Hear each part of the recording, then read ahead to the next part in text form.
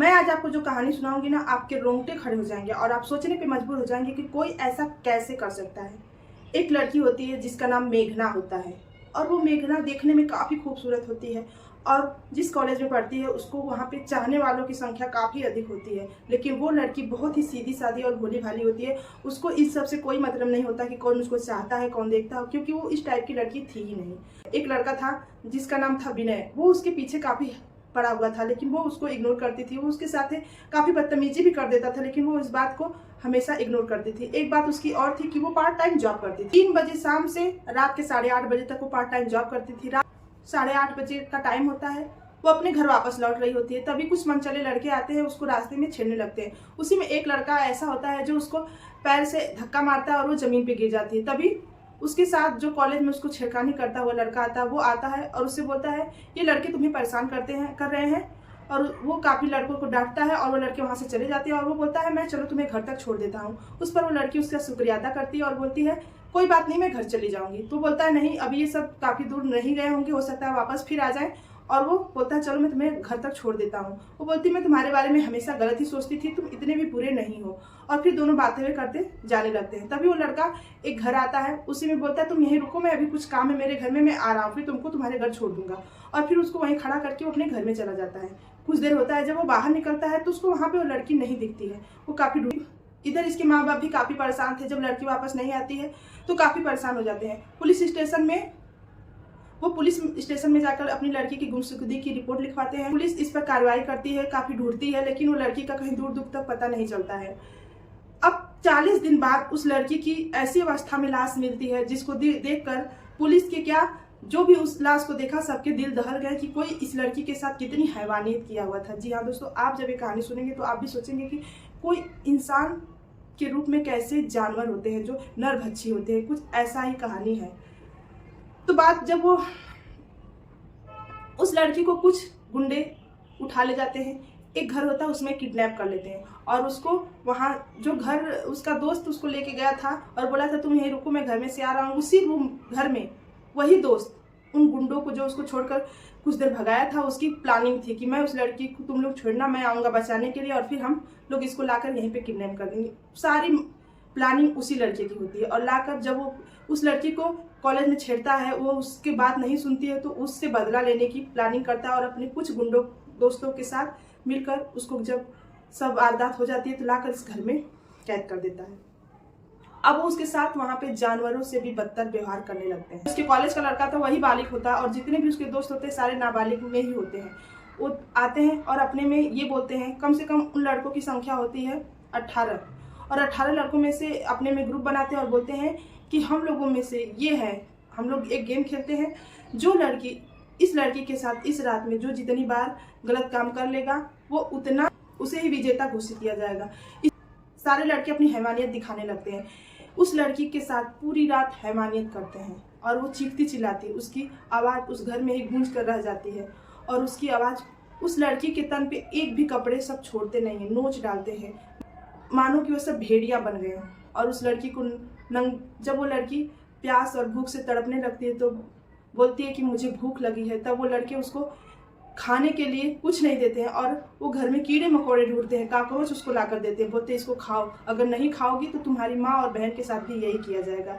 वो बेचारी रोती है, लग करती है, लेकिन वो जानवर नहीं मानते हैं और उसके साथ हैवानियत करते रहते हैं और वो हार मानकर उस काकरोच को खाती है। जब उसको प्यास लगती है तो उसको पीने के लिए सब पानी नहीं देते हैं और अपनी जो यूरिन होता है उसको एक किसी चीज़ में स्टोर करते हैं और उसको पीने के लिए देते हैं। जब वो नहीं पीती है तो उसके साथ जोर ज़बरदस्ती करते हैं, उसे डराते धमकाते हैं और वो अब उसके साथ इतनी हैवानियत करते हैं कि रूह भी कांप जाए।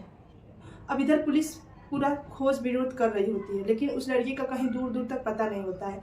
तभी उसका जो कॉलेज में छेड़ने वाला दोस्त होता है वो आता है, अपने दोस्तों से बोलता है कि पुलिस काफ़ी खोज कर रही है, हो सकता है यहाँ तक पुलिस आ जाए, तो इस लड़की को बोलो कि अपने घर पर कॉल करे और कहे कि मैं ठीक हूँ और मैं अपने दोस्तों के साथ घूमने गई हूँ। जब वो बोलती मैं ऐसा नहीं कहूँगी तो बोलते हैं चलो तुम्हारी बहन और माँ के साथ भी यही कार्य हम लोग करेंगे। वो रोती है, चिल्लाती है, भीख मांगती है, लेकिन वो सब दरिंदे नहीं मानते और वो फिर कॉल करती है और अपने माँ से बोलती है आप मुझे मत ढूंढो, मैं अपने दोस्तों के साथ घूमने गई हूँ, मैं कुछ दिन में आ जाऊँगी। इस पर उसके माँ बाप चैन की सांस लेते हैं और पुलिस स्टेशन जाकर बोलते हैं मेरी लड़की ने कॉल किया है अब वो कहीं घूमने गई है, कुछ दिन में आ जाएगी। इस पर पुलिस भी अपनी खोज बिनोद बंद कर देती है। अब ये लड़के उसके साथ दिन प्रतिदिन हैवानियत करते रहते हैं। पहले 18 थे, फिर 50 होते हैं, ऐसी संख्या उनकी 100 में हो जाती है। और उसके साथ शारीरिक जो शोषण करते हैं वो उसकी गिनती नहीं है कि आपको हम बता सके कि कितना शोषण करते हैं। 40 दिन तक उसके साथ घिनौना कृत्य करते रहते हैं।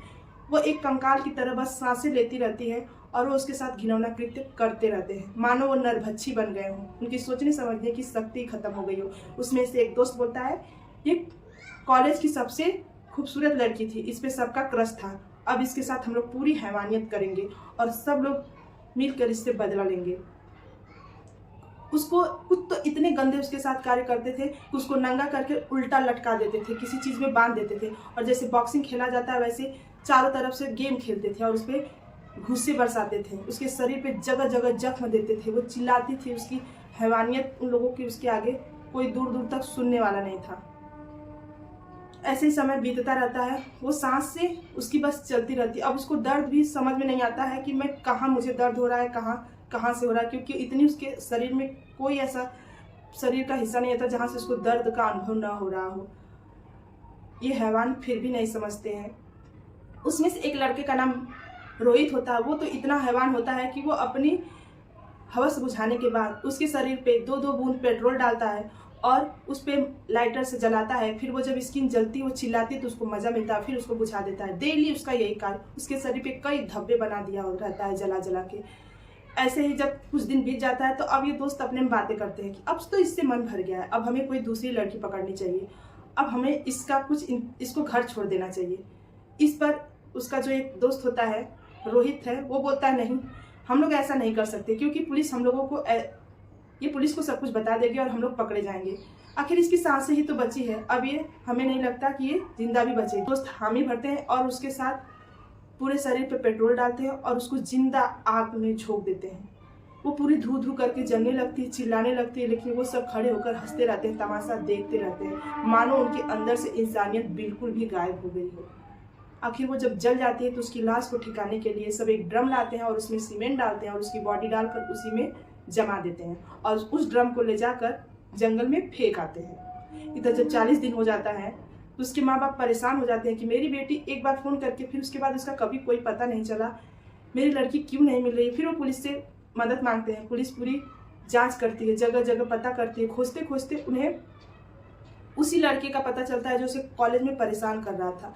काफ़ी दोस्त बताते हैं कि वो लड़का उसे काफ़ी परेशान करता था, तो उससे सख्ती से पूछ की जाती है और काफ़ी पुलिस उससे टॉर्चर करती है, तब वो सारा सच कबूल कर बताता है और जितनी हैवानियत उस लड़के के साथ किया रहता है सारी सच्चाई वो बताता है, जिससे पुलिस की भी आत्मा कांप उठती है।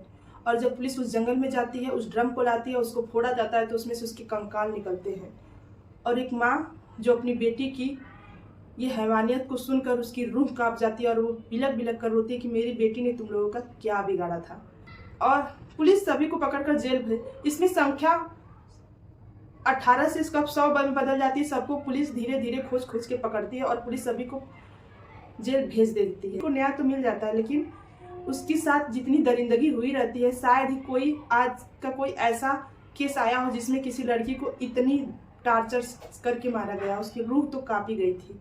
तो आपको कहानी कैसी लगी हो आप कमेंट सेक्शन में जरूर बताइएगा। तो आज के लिए बस इतना ही। अगर ये वीडियो अच्छा लगा तो वीडियो को लाइक और चैनल को सब्सक्राइब कर लीजिएगा। राधे राधे, नमस्कार।